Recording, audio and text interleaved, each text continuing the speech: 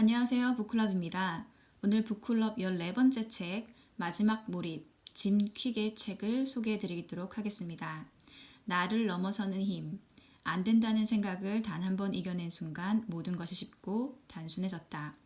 구글, 하버드, UN, 나이키, 세계 상위 1%가 열광한 최고의 성공 전략.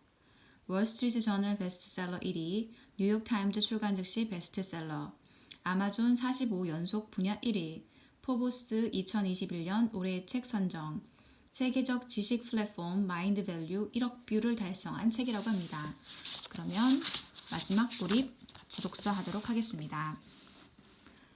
인생의 성공을 가져올 강렬하고 놀라운 비밀. 뇌는 우리가 받은 가장 소중한 선물이다. 뇌가 있어 우리는 배우고 생각하고 창조하고 사랑하고 기쁨을 경험한다. 또한 감정과 인생을 경험하는 능력, 지속적인 친밀감을 유지하는 능력도 배운다. 뇌가 있기에 우리는 혁신하고 성장하고 성취할 수 있다. 그러나 단 몇 가지 방법만으로 뇌를 더욱 강화하고 학습 능력을 크게 높일 수 있다는 사실을 아는 사람은 극소수다. 우리는 운동과 식이요법을 통해 심혈관계 건강을 개선할 수 있다는 사실은 알면서도 뇌의 능력 또한 크게 개선할 수 있고 더불어 삶도 크게 개선할 수 있다는 사실은 깨닫지 못한다. 불행히도 우리가 사는 세상은 뇌의 건강한 환경이 아니다. 그래서 이 책의 저자 짐 퀵은 우리 안에 잠재된 무한한 가능성을 열어줄 로드맵을 제시하기 전에 우리 뇌의 능력, 이 능력은 사고하고 집중하고 학습하고 성장하는 것, 즉 완전히 인간다울 수 있는 뇌의 기능을 말한다.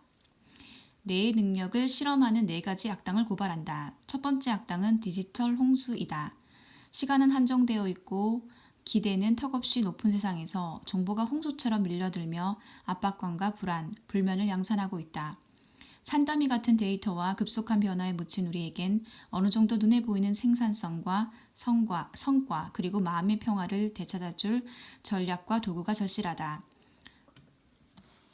두 번째는 디지털주의 산만이다. 디지털 기기가 선사하는 일시적인 쾌락에 빠진 우리는 깊이 있는 인간관계나 학습 및 작업에 필요한 주의력 지속 능력이 약화되어 있다. 최근 한 연구에서 옆에 있던 친구가 고작 몇 분 사이에 휴대전화를 몇 번 들었다 놓았다 하는 것을 봤다. 나는 그녀에게 휴대전화를 달라고 해서 스크린 타임 앱을 열어봤다. 그녀는 하루에 무려 1000번 이상 휴대전화를 켜고 1000번 이상 알람을 받고 있었다. 물론 문자 메시지, 소셜미디어 공지, 이메일, 뉴스 알람이 중요한 상황도 있다. 하지만 우리는 우리의 주의를 분산시키고 지금 중요한 일에 집중하지 못하도록 우리를 길들인다. 세 번째는 디지털 치매이다. 기억은 근육과 같은 것으로 그동안 우리는 이 기억이라는 근육을 방치해왔다. 우리 손안에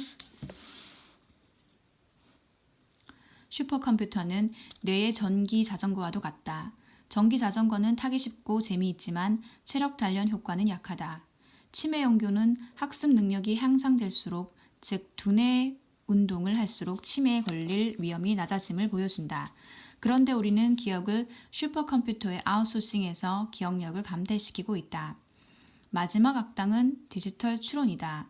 풍부한 정보를 너무나 손쉽게 이용할 수 있는 세상에서 우리는 지나치게 정보에 의존하며 비판적 사고와 추론의 많은 부분까지 기술에 맡기는 지경에 이르렀다. 온라인에 사람들이 내려놓은 결론이 너무 많아서 스스로 결론을 도출하는 능력을 포기하기 시작한 것이다. 아마 다른 사람에게는 우리 대신 생각하게 하지 않을 테지만 정보기기에 그 권한을 넘겨주는 데는 너무 익숙해졌다. 이 4가지 디지털 악당은 우리의 집중력과 학습력, 가장 중요하게는 제대로 된 사고력을 앗아가고 있다. 우리의 명료한 정신을 앗아가고 두뇌 피로, 주의 산만, 학습의 어려움, 불행을 초래한다. 우리 시대의 기술은 도움이 될 수도 있고 해를 끼칠 수도 있지만 지금 우리 사회에서 기술을 활용하는 방식은 과부하, 기억력 손상, 주의력 분산, 의존성을 널리 확산시킨다. 그리고 이러한 현상은 점점 심해지고 있다. 이 책은 이보다 시의적절할 수 없는 메시지를 던진다. 고도의 과학기술 시대에 태어난 당신에게 두뇌의 건강과 능력 개발보다 중요한 것은 없다. 21세기를 잘 살아가기 위해서는 온갖 데이터를 걸러내는 법을 배우고 정보가 넘쳐나는 산만한 세상에 헤쳐나가는 새로운 방법과 기술을 개발해야 한다. 원하는 것을 얻기 위해, 성공하기 위해 외부의 어떤 방해에도 흔들림 없이 몰입해 나갈 수 있는 정신력이 필요하다. 그런 점에서 학습 능력, 즉 학습 속도와 용이성을 높이는 능력은 당신의 삶에 가장 필요한 능력이다. 신체 단련이 중요시되는 요즘처럼 뇌를 훈련하기에 좋은 때도 없다. 우리는 건강한 몸을 원하듯 유연하고 강하고 활력적이고 건강한 뇌를 원한다. 바로 이것이 짐 퀵이 하는 일이다. 그는 당신의 정신을 단련시키는 개인 트레이너다. 한계를 뛰어넘기 위한 강력한 해독제. 위의 4가지 디지털 악당은 우리가 직면한 한계의 전형적인 예시다. 짐은 우리가 자신의 한계를 제거해 나가는 과정에서 평범함을 넘어 비범한 삶으로 나아가는 비결을 발견할 수 있다고 말하면서 변화에 필요한 암호를 해독하는 리미트리스 모델을 제시한다. 만일 어떤 목표를 이루려고 고군분투하는 중이라면 먼저 어디에 한계가 있는가를 질문해야 한다. 이것이 한계를 뛰어넘는 첫 번째 비결이다. 분명 당신은 마인드셋이나 동기, 방법의 한계를 경험하고 있을 것이다. 즉 개인적 결점이나 당신의 능력 부족으로 실패한 게 아니라는 뜻이다. 우리의 믿음과는 다르게 우리의 한계는 정해져 있지 않다. 우리는 언제라도 그 한계를 통제하고 극복할 수 있다. 만약 마인드셋이 욕망이나 목표와 부합하지 않는다면 결코 욕망을 실현하거나 목표를 이룰 수 없다. 따라서 당신의 제한된 신념과 이야기 그리고 가능성에 대해 깊이 간직하고 있는 믿음, 태도, 가정을 확인해야만 한다. 그런 믿음을 조사하고 파헤치고 삭제하는 것이 한계가 없는 마인드셋을 갖기 위한 첫걸음이다. 나는 어릴 적 어머니로부터 내가 무엇이든 할 수 있고 능력 있으며 최고가 될 것이라는 말을 들었다. 마음속 깊이 자리한 그 믿음 덕분에 꿈도 꾸지 못하는 성공을 거둘 수 있었다. 하지만 부모님의 불행한 결혼 생활과 이혼을 통해 애정 관계가 어렵고 고통의 소용돌이로 가득하다는 믿음 또한 갖고 있었다. 그 믿음을 걷어내고 결혼 생활에서 진정한 행복을 발견하기까지는 거의 50년이 걸렸다. 한계를 뛰어넘는 삶을 살 수 있는 두 번째 비결은 동기다. 짐은 이 책에서 동기의 핵심 요소를 3가지로 설명한다. 첫째는 목적, 즉 그것이 중요한 이유다. 예를 들면 나는 곱게 나이 들고 싶기 때문에 운동을 좋아하지 않아도 근력 운동을 열심히 해서 체력을 기르려고 노력한다. 즉 목적이 불편함보다 먼저다. 둘째는 자신이 원하는 것을 할 수 있는 능력이다. 능력을 발휘하려면 에너지가 필요하고 에너지는 에너지 관리를 필요로 한다. 가공하지 않은 음식의 섭취, 운동, 스트레스 관리, 양질의 수면, 의사소통 기술, 건강한 관계의 형성 등 인간 수행과 관련된 지식은 목적을 달성하는 데 매우 중요하다. 셋째는 작은 성공이다. 과업은 성공을 맛보게 해줄 아주 간단하고 작은 것들이어야 한다. 하루 한 번 치실 사용하기, 책 한 페이지 읽기, 팔굽혀펴기 한 번 하기, 1분 명상하기 등 작은 성공들은 자신감을 부여하고 결국에는 더 큰 성공을 거두게 해준다.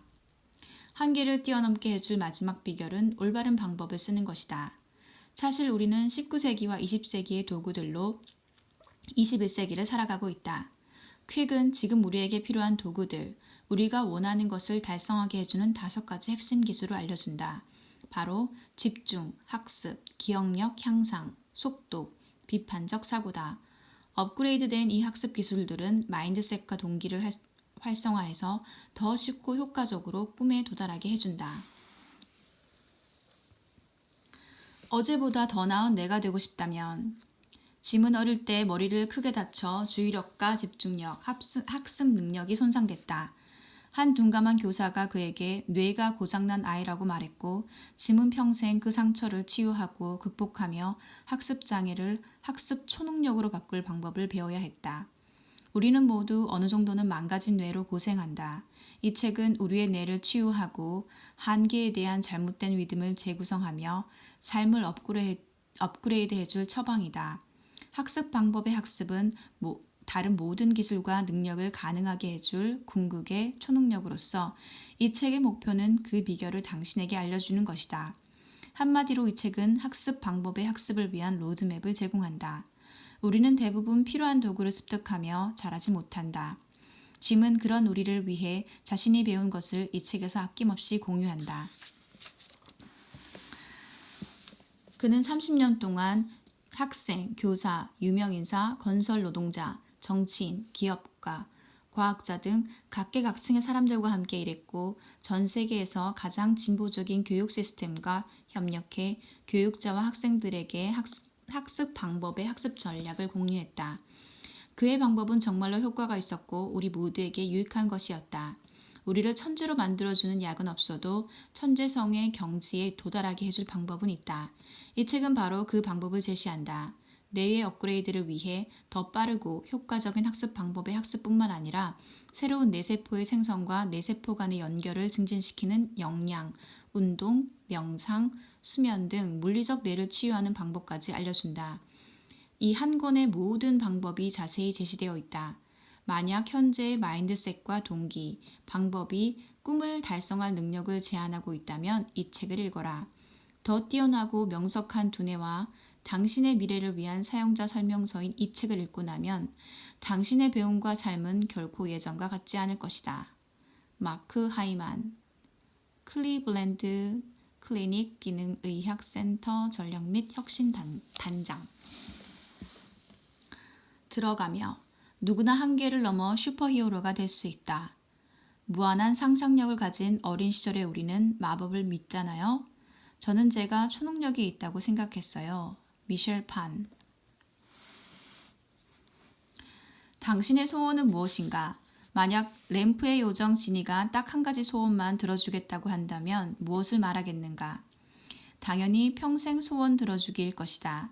자, 이제 내가 지니이고 당신에게 어떤 지식이나 기술, 배움과 관련된 소원 한 가지를 들어줄 수 있다고 상상해 보자. 가장 배우고 싶은 한 가지는 무엇인가? 평생 소원 들어주기에 맞먹는 최고의 지식과 기술은 무엇일까? 바로 학습 방법의 학습이다. 더 영리하게, 더 빨리, 더 많이 배우는 방법을 알면 모든 것에 이 방법을 쓸 수 있다. 마인드셋이나 동기부여를 하는 방법을 배울 수도 있고 언어, 수학, 음악, 운동, 마케팅을 배우는 데 활용할 수도 있다. 쓸 수 있는 범위는 무궁무진하다. 이 책에서 나는 그 소원을 들어주고자 한다. 그 전에 먼저 당신을 정말로 높이 평가하며 존경한다는 말을 하고 싶다. 이 책을 사서 지금 읽고 있는 당신은 현재의 조건과 제약을 그냥 받아들이는 대부분의 사람보다 훨씬 앞서 있다. 인생에서 더 많은 것을 원할 뿐만 아니라 결과를 얻기 위해 기꺼이 노력하는 소수다. 다시 말해 당신은 기꺼이 모험에 나선 이 이야기의 주인공이다. 나는 우리 모두에게 가장 큰 모험은 자신의 잠재력을 최대한 드러내고 실현하며 다른 사람도 그렇게 하도록 고무하는 것이라고 믿는다. 당신의 초능력을 열어줄 키 메이커를 잡아라. 당신이 어떤 인생 여정을 거쳐 이 책을 접하게 됐는지는 알 길이 없지만 추측하건대 그 여정에서 타인이나 자신이 부여한 한계를 어느 정도는 받아들이며 살았을 것이다. 그래서 자신은 독서 속도가 빠르지 않다고 생각이 남들보다 뛰어나지 않다고 여겼을 수도 있다. 또는 이를 완수하는 끈기나 목표에 도달하는 에너지가 부족하다고 여겼을 수도 있다. 그 밖에도 여러 한계를 스스로 지우며 살았을 것이다. 이 책은 바로 그 한계를 넘어서자고 말하는 책이다. 부모, 프로그래밍, 미디어, 마케팅에 하는 거짓말과 집단 체면이 만들어낸 가수면 상태를 끝내자고 말이다. 그들은 우리가 부족하며 한계가 있다고 말한다. 우리 스스로 존재하거나 실행하거나 소유하거나 창조하거나 공헌할 능력이 없다고 말한다. 스스로 한계가 있다는 믿음 때문에 당신은 그동안 꿈을 이루지 못했을 수도 있다. 적어도 지금까지는 그랬을 수 있다. 하지만 약속컨대 그런 믿음은 당신이라는 사람을 정말로 제약할 수는 없다. 우리 안에는 엄청난 잠재력과 개발되지 않은 강인함, 지능, 집중력이 있다. 이런 초능력을 발현시킬 열쇠는 바로 자신을 제한하지 않는 것이다. 나는 25년이 넘게 다양한 연령대, 국적, 인종, 지위, 교육 수준의 사람들과 함께 일했다. 그러면서 어떤 배경을 가지고 있든 어떤 도전에 직면했든 누구에게나 놀라운 잠재력이 있으며 이를 발휘하기만 하면 된다는 사실을 발견했다. 나이나 배경, 교육, 성별, 이력과 상관없이 모든 사람은 자신이 그럴 자격이 있고 가능하다고 믿는 이상으로 발전할 수 있다. 그리고 당신도 물론이다. 이 책을 읽는 동안 당신은 스스로 한계가 있다는 믿음을 내던질 것이다. 영웅의 여정에 필요한 것은 선택뿐이다. 나는 종종 슈퍼히어로와 초능력에 대해 이야기한다. 사실 나는 슈퍼히어로 광이다. 어린 시절 뇌 손상으로 학습의 어려움을 겪으며 만화책과 영화에서 탈출구를 찾고 영감을 얻곤 했다. 내가 좋아했던 만화와 영화는 영웅의 여정이라는 공통점을 갖고 있었다. 오즈의 마법사, 스타워즈, 해리포터, 먹고 기도하고 사랑하라, 헝거게임, 로키, 반지의 제왕, 이상한 나라의 앨리스, 매트릭스 등 모든 모험물에는 조지프 캠벨이 말한 고전적인 플롯이 등장한다. 비교 신화학자 조지프 캠벨은 고대 문화에서 전설, 종교, 현대문학 작품에 이르기까지 대부분의 영웅 신화는 비범한 능력을 지닌 영웅이 부름을 받고 모험에 나서고 고난을 겪고 조력자를 만나 위대한 업적을 이루는 서사 구조로 되어 있다고 했다. 당신이 가장 좋아하는 이야기 또는 내가 방금 언급한 영화나 책을 생각해보자. 모두 친숙하게 느껴지는 이야기 구조를 가지고 있다. 주인공은 해리포터처럼 처음에는 평범한 세상에서 살고 있다가 어느 날 모험에 나서는 부름을 받는다. 물론 주인공은 선택할 수 있다. 부름을 무시하고 아무런 변화도 없는 익숙한 세상에 머물거나 매트릭스에 나오는 네오가 빨간 알약을 먹는 것처럼 부름에 응하는 것이다. 부름에 응한 주인공은 모험을 시작하며 베스트 키드 2의 미야기 사범 같은 인도자 또는 멘토를 만나 장애물을 극복하고 새로운 힘과 기술로 자신의 능력을 업그레이드한다.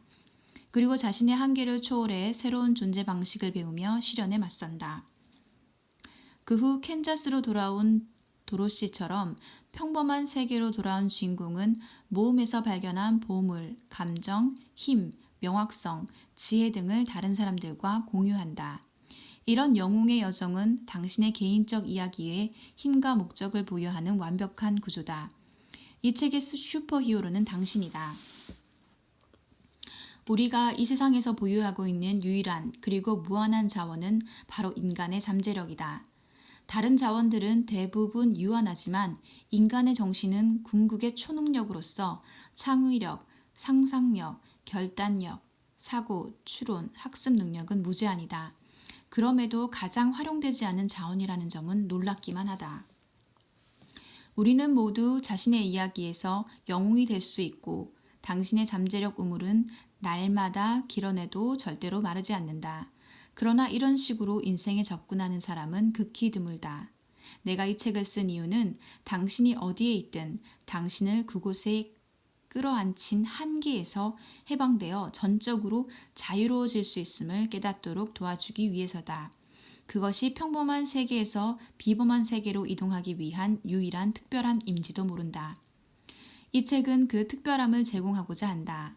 당신은 이 책에서 스스로 한계라고 인지하고 있는 부분을 떨쳐버릴 방법들을 습득할 것이다. 뇌의 제약을 없앨 방법, 추진력의 제약을 없앨 방법도 배울 것이다. 기억과 몰입, 습관의 한계를 없앨 방법도 배운다. 이 책은 영웅의 여정을 시작한 당신의 멘토가 되어 당신의 정신과 동기, 학습 방법을 찾아나가게 해줄 것이다. 이 방법들을 터득하는 순간 당신의 한계는 사라진다. 자, 이제 문 앞에 선 당신은 문 뒤편에 무엇이 기다리고 있는지 알고 있다. 그 문을 열고 나아가자.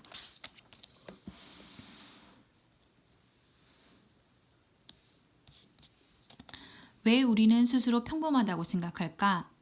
슈퍼히어로 이전의 삶에서 깨닫지 못한 것들. 나는 뇌가 고장난 소년이었다. 인생의 처음으로 쓴 버킷리스트. 그동안 잘못된 질문을 해온 걸까? 지식은 힘이고 학습은 초능력이다. 꿈에 그리던 슈퍼히어로 학교에 가다. 이제 지금의 나는 잊어라. 마인드셋, 동기, 방법이 핵심이다. 제2장 습관을 나쁘게 길들이는 디지털 빌런의 등장. 제3장 나는 할 수 없어 라는 생각의 함정. 제4장 짧은 시간에 원하는 것을 얻는 법. 제2부 낡은 마인드를 완전히 리셋하라. 제5장 자신에 대한 잘못된 편견을 없애라. 제6장 나의 잠재력을 가두는 7가지 거짓말. 몰입을 해야 할 이유를 반드시 발견하라. 제7장 모든 것은 왜에서 시작된다. 제8장 끝까지 해내려는 두뇌 에너지가 필요하다. 제9장 행동하게 만드는 습관 설계가 필요하다. 제10장 목표를 향한 강렬한 몰입이 필요하다. 제4부 잠재력을 터뜨려 지금의 나를 넘어서라. 11장 주의 산만에서 벗어나 집중하는 법. 12장 배우는 능력을 업그레이드하는 법. 13장 기억력을 최대치로 끌어올리는 법. 14장 읽는 속도를 쉽고 빠르게 높이는 법. 15장 생각의 폭을 깊고 넓게 확장하는 법.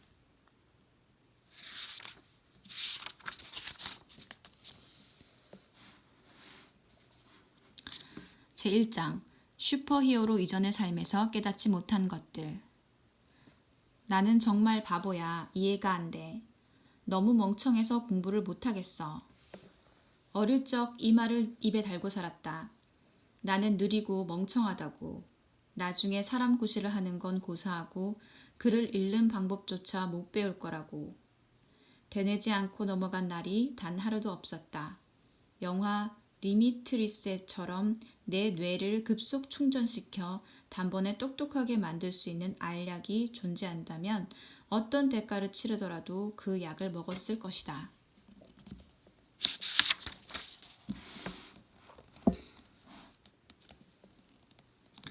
나 혼자만 그렇게 생각한 건 아니었다.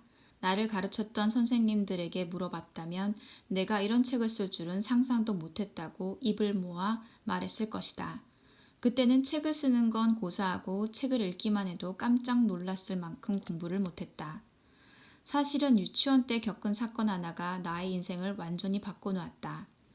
어느 날 수업 도중에 창밖에서 사이렌 소리가 들려왔다. 선생님이 밖을 내다보고는 소방차가 보인다고 했고 우리는 모두 창문으로 달려갔다. 지금도 그렇지만 그때도 슈퍼히어로의 마음을 빼앗겼던 나는 특히 흥분했다. 소방관은 내가 아는 세상에서 슈퍼히어로에 가장 근접한 존재였다. 그런데 문제가 하나 생겼다. 나는 창밖에 소방차를 볼 수 있을 만큼 키가 크지 않았다. 그때 한 아이가 의자를 끌고 와 올라서자 너도 나도 따라하기 시작했다. 나도 달려가 의자를 끌고 와서 창틀 아래에 설치된 철제 라디에이터 옆에 놓았다. 그러고선 의자에 올라가 소방관을 봤다. 정말로 흥미로웠다. 불이나 그 어떤 재난에도 끄떡없을 듯한 제복을 입은 용감한 영웅들의 활약을 나는 입을 벌리고서 바라보았다. 잠시 후 한 아이가 내가 올라선 의자의 아래로 움켜잡았다.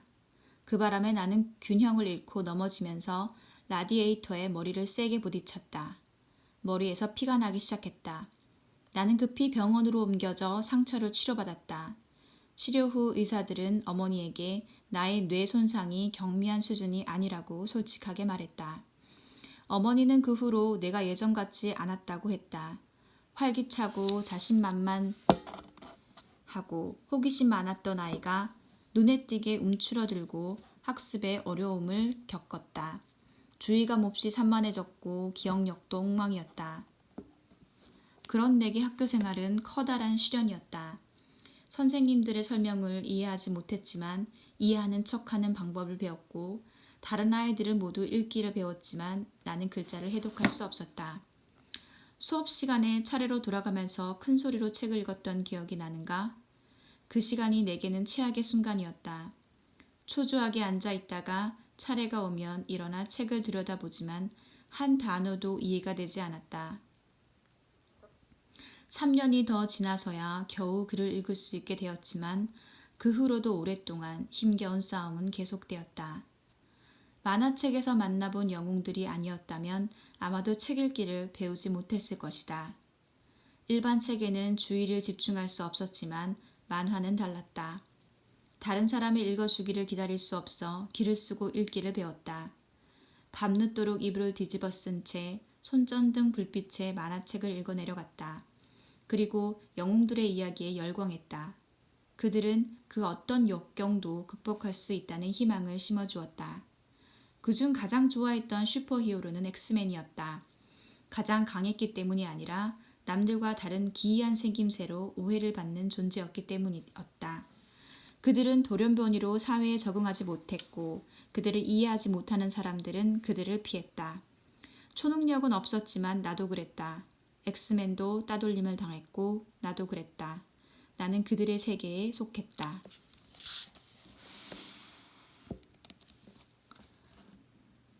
당시 우리 집은 뉴욕시 근교인 웨스트체스터 가운데의 카운터에 있었는데 어느 날 밤 만화책에서 자비의 교수의 영재학교가 우리 집 근처에 있다는 이야기를 읽고는 몹시 흥분했다. 9살이었던 나는 그 이야기를 사실이라고 믿어서 주말이면 자전거로 동네를 돌며 자비의 학교를 찾곤 했다. 정말로 그것을 찾겠다는 생각에 사로잡혀 있었다. 그 학교를 발견한다면 마침내 내게 어울리는 곳, 남들과 달라도 안전한 곳, 나의 초능력을 발견하고 개발할 수 있는 곳을 찾으리라고 생각했다. 나는 뇌가 고장난 소년이었다. 현실 세계에서의 삶은 그리 친절하지 않았다. 우리 집에 함께 살면서 나를 키우다시피 한 할머니가 중증 치매 증세를 보이기 시작했다. 사랑하는 사람이 정신과 기억을 잃어가는 모습을 지켜보는 심정은 말로 표현할 수 없다. 돌아가시는 날까지 할머니를 거듭거듭 잃어버리는 느낌이었다. 할머니는 내게 세상의 전부였다. 학습장애와 더불어 할머니는 내가 뇌 건강과 훈련에 그토록 열정을 갖게 된 이유였다. 학교에서는 친구들뿐만 아니라 선생님까지도 나를 열등한 아이로 취급했다. 어느 날 내가 수업 내용을 하나도 이해하지 못하자 선생님이 답답한 나머지 뇌가 고장난 아이라고 말했던 기억이 난다. 선생님이 나를 그렇게 보고 있었다니 아마 다른 사람들도 마찬가지일 거라는 생각이 들어 크게 상처받았다. 누군가 또는 무언가에 꼬리표를 붙이면 그 누군가나 무언가의 한계도 정해진다. 따라서 어른으로서 말을 내뱉을 때는 매우 조심해야 한다. 그 말이 곧바로 아이의 내면의 소리가 되기 때문이다. 그 순간 내게도 그런 일이 일어났다. 그때부터 무언가를 배우려고 끙끙대거나 쪽지시험 점수가 나쁘거나 체육 시간에 팀에 뽑히지 못하거나 다른 사람들보다 뒤처질 때마다 내 뇌가 고장났기 때문이라고 자신에게 말하곤 했다. 어떻게 내가 남들처럼 잘할 수 있다고 기대하겠는가? 나는 고장난 아이였다. 내 머리는 다른 사람들처럼 돌아가지 않았다. 친구들보다 훨씬 더 열심히 공부했을 때도 기울인 노력만큼 성적이 나온 적은 한 번도 없었다. 고집은 있어서 포기하지 않고 가까스로 다음 학년에 올라갔지만 학교 생활을 잘 해낼 수는 없었다. 학업이 우수했던 몇몇 친구들의 도움으로 수학은 어느 정도 했지만 영어, 읽기, 외국어, 음악 같은 과목은 엉망이었다. 그러다 고등학교 1학년 때 영어 과목에서 낙제할 위험에 처했다. 선생님은 어떻게 해야 내가 낙제를 면할 수 있을지 논의하기 위해 나와 부모님을 불렀고 별도의 과제를 해오면 추가 점수를 주겠다고 제안했다. 과제는 레오나르도 다빈치와 알베르토 아인슈타인 이 두 천재의 생애와 업적을 비교한 보고서를 쓰는 것이었다. 선생님은 보고서를 잘 작성해 오면 낙제를 면하도록 점수를 주겠다고 했다. 엄청난 기회였다. 출발부터 힘들었던 고등학교 생활의 재설정 버튼이 될 것 같았다. 그래서 최고의 보고서를 쓰기 위해 모든 걸 쏟아붓기로 했다. 나는 방과 후 몇 시간 동안 도서관에 가서 두 천재에 관한 정보를 찾았는데 흥미롭게도 그 과정에서 아인슈타인이나 다빈치도 학습장애로 어려움을 겪었으리라고 추측하는 글을 여럿 접하게 되었다. 몇 주간의 노력 끝에 드디어 최종 보고서를 타이핑했다. 내가 완성한 보고서가 너무 자랑스러워 문구점에서 바인딩까지 해왔다. 이 보고서는 내게 일종의 성명서였다. 내가 무엇을 할 수 있는지 세상에 알릴 방법이었다. 보고서를 제출하기로 한 날 아침 책가방에 보고서를 넣으면서 선생님이 보일 반응을 떠올리며 신이 났다.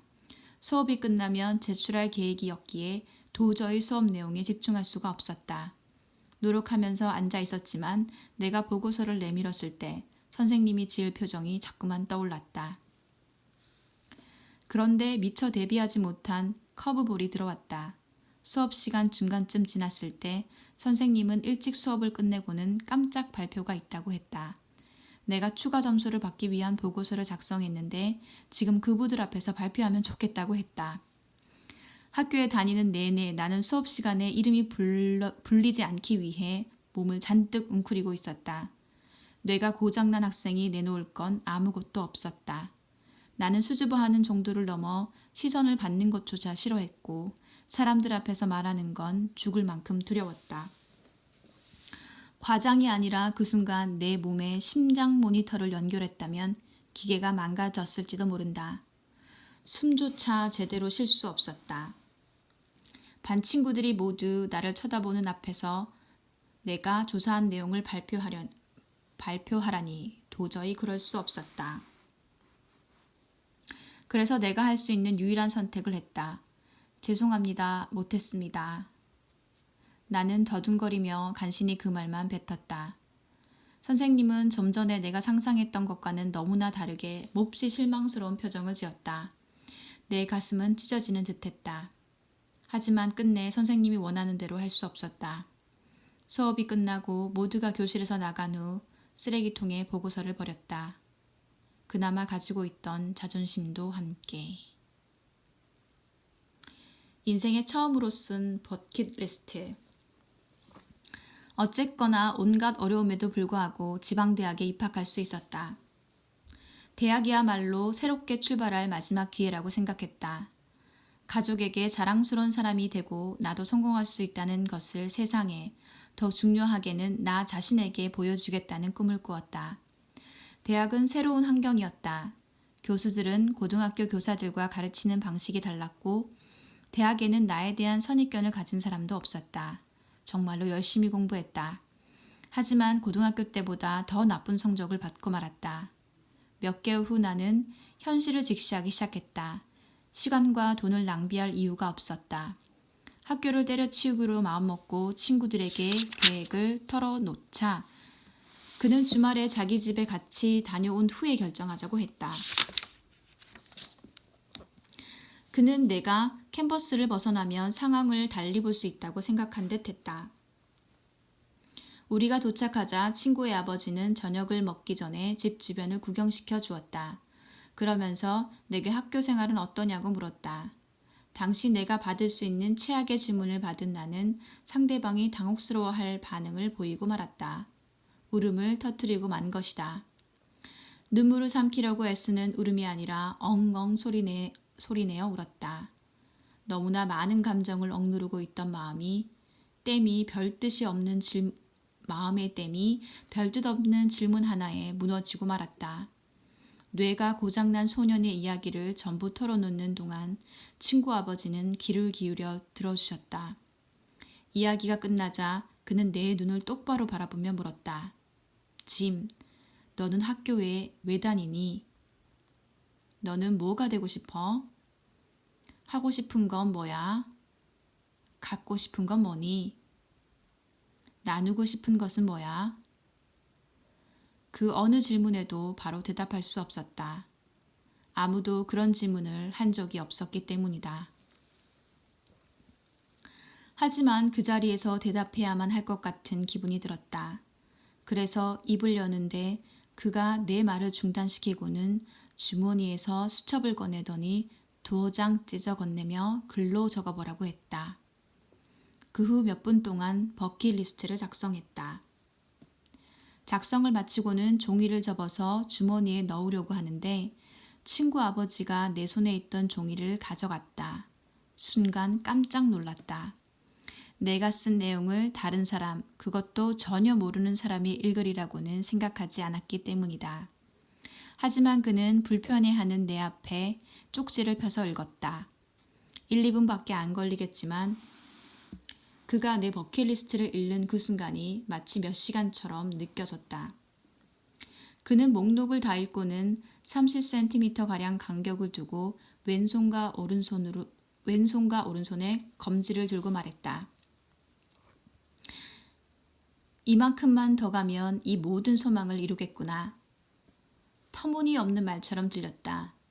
나는 10번을 죽었다 깨어나도 버킷리스트를 달성할 수 없을 거라고 대꾸했다. 그런데 그는 양 검지의 간격을 그대로 유지한 채 내 머리 양쪽에 갖다 댔다. 두 손가락 사이의 간격은 나의 뇌를 의미하는 것이었다. 그게 관건이란다. 따라오렴, 보여줄 게 있어. 우리는 집으로 들어갔고 그는 나를 어떤 방으로 데려갔다. 그런 방은 난생 처음 봤는데 바닥에서 천장까지 벽면 가득 책이 꽂혀 있었다. 당시 나는 책을 좋아하는 사람이 아니었다. 그래서인지 마치 뱀으로 가득한 방에 들어와 있는 것만 같았다.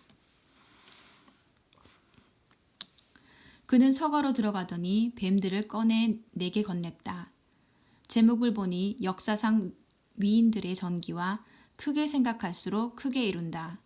노먼 빈센트 필의 긍정적 사고방식, 성공의 비결 같은 초기 자기계발서들이었다. 짐, 이 책들을 일주일에 한 권씩 읽어보면 좋겠다. 지금까지 내가 한 말을 하나도 듣지 않은 걸까? 하지만 그 생각을 내 입 밖으로 내지는 않고 이렇게 대답했다. 제가 할 수 있을지 모르겠네요. 아시다시피 전 책을 읽기가 쉽지 않고 학교 공부만으로도 할 일이 너무 많은걸요. 짐, 학교가 네 공부를 방해하지 않도록 하렴.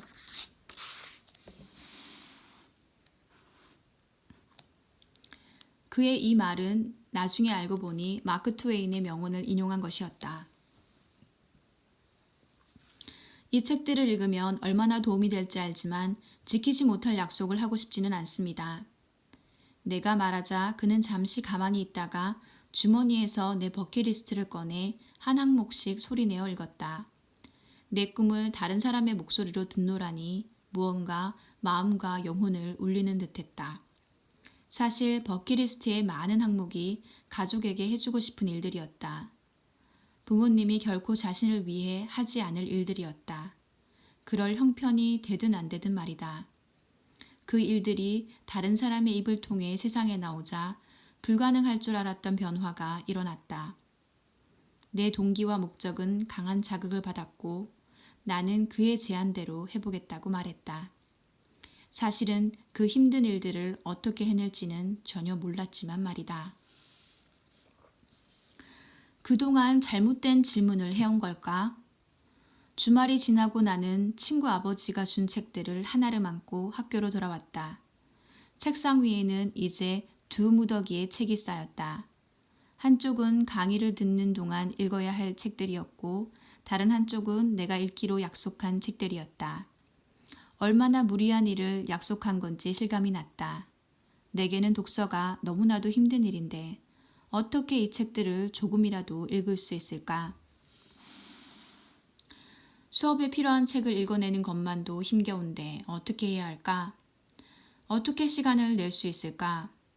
나는 식사도 하지 않고 잠도 자지 않고 운동도 하지 않고 텔레비전도 보지 않고 친구와 어울리지도 않았다. 대신 도서관에서 살다시피 했다. 그러던 어느 날 밤 탈진에 기절했고 계단에서 굴러떨어져 또 머리를 다쳤다. 이틀이 지나서야 병원에서 깨어났다. 나는 내가 죽은 줄 알았다. 아마 죽었으면 하고 바라는 마음도 조금은 있었을 것이다.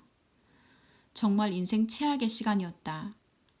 몸은 몹시 야위어서 체중이 53kg밖에 안 되었으며 탈수가 너무 심해 링거를 꽂고 있었다.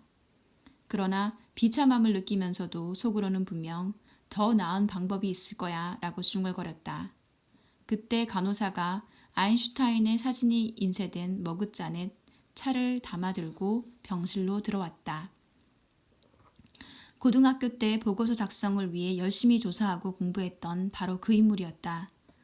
그의 사진 옆에는 문제를 발생시킨 사고 수준으로는 문제의 해결책을 찾을 수 없다는 그의 명언이 적혀 있었다. 문제를 발생시킨 사고 수준으로는 문제의 해결책을 찾을 수 없다. 문제를 발생시킨 사고 수준으로는 문제의 해결책을 찾을 수 없다.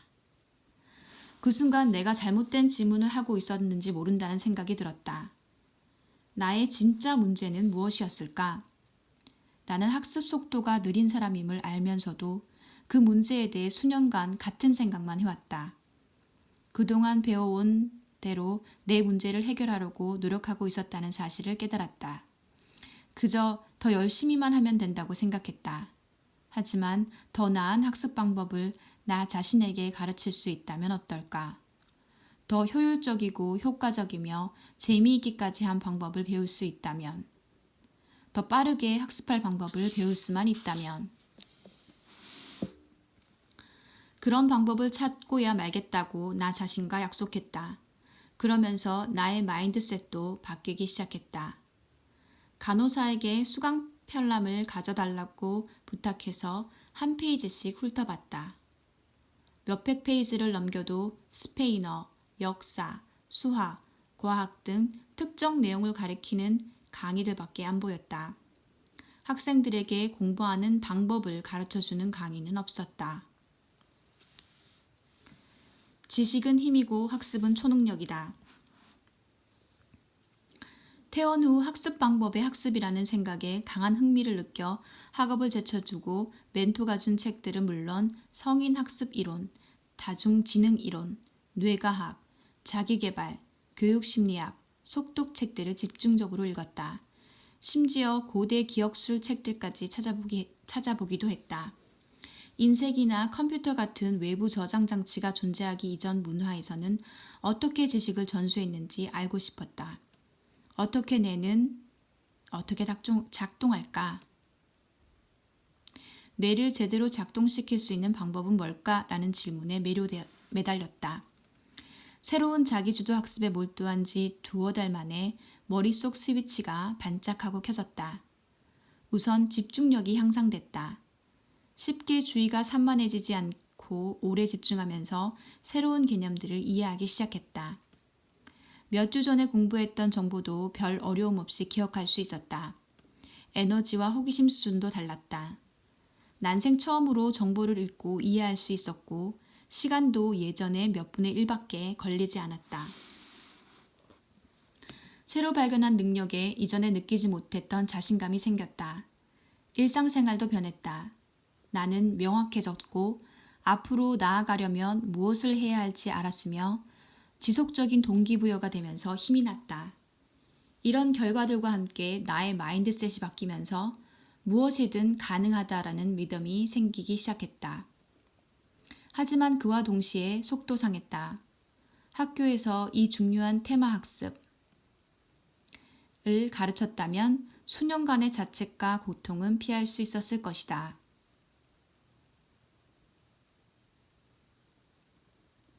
학습자가 자신의 학습을 인지하고 점차 통제해 나가는 일종의 메타인지 현상으로 스스로 질문하고 문제를 해결하는 자기 주도 학습. 선생님들은 그저 더 열심히 집중하고 공부하라고 끊임없이 말했다. 그러나 이는 집중하는 법 자체를 배운 적 없는 아이에게 우쿨렐레를 처음부터 끝까지 연주해보라는 말과 같다. 방법을 배운 적 없이는 하기가 매우 어렵다는 점에서 말이다. 그래서 나는 영웅의 여정을 따라가며 배운 이 보물과 교훈을 공유하기로 했다.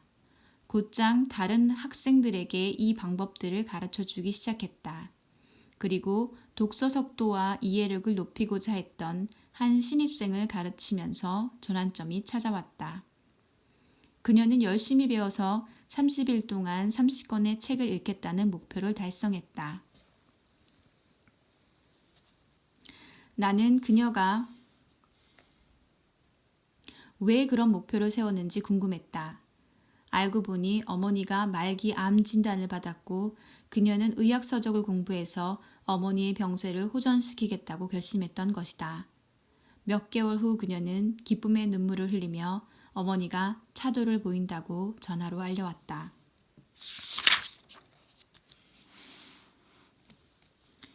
그때 나는 지식이 힘이라면 학습은 우리의 초능력임을 깨달았다. 우리의 학습 능력은 무한하다. 그 능력을 활용할 방법만 알면 된다. 한 여성의 삶이 어떻게 바뀌었는지 보면서 내 안의 목적 의식이 깨어났고 무엇을 인생의 사명으로 삼아야 할지 알게 됐다. 사람들이 특별한 삶을 살아갈 수 있도록 뇌를 업그레이드하고 더 빨리 배울 수 있게 해주는 마인드셋, 동기, 방법을 가르치는 것이 나의 사명이었다. 그 후 20년이 넘는 세월 동안 학습 향상을 위한 실용적이고 입증된 방법들을 개발했다. 이제 나는 일주일에 한 권씩 책을 읽으며 학습 장애아로 분류된 어린이로부터 뇌의 노화를 겪는 노인에 이르기까지 수많은 사람을 돕고 지원하는 일을 한다. 매년 청중 20만 명을 대상으로 강연을 하고 스포츠 선수와 스타들의 두뇌 코칭을 하며 세계 유수의 기업과 대학에서 교육을 한다. 또한 195개국 학생들과 함께 대규모 온라인 가속 학습 Accelerated Learning 학습의 중추인 뇌의 속성을 이해함으로써 개개인에게 가장 잘 맞는 학습 방법을 찾아내고자 하는 이론. 플랫폼을 이끌며 팟캐스트 퀵브레인을 진행하고 있다. 이 팟캐스트는 수천만 명이 다운로드 받았다. 이 책은 내가 지난 세월 배운 교훈과 조언들, 내 팟캐스트에 출연했던 많은 전문가의 지혜와 자료들로 채워져 있다. 이런 이야기를 하는 이유는 이 주제를 연구하고 가르치는데 인생을 바친 내가 이 책 안에 담긴 내용, 더 중요하게는 당신 안에 무엇이 있는지 알고 있기 때문이다. 팟캐스트 퀵브레인 한번 들어보면 좋겠네요. 잠시 휴식하고 다시 독서하겠습니다. 감사합니다.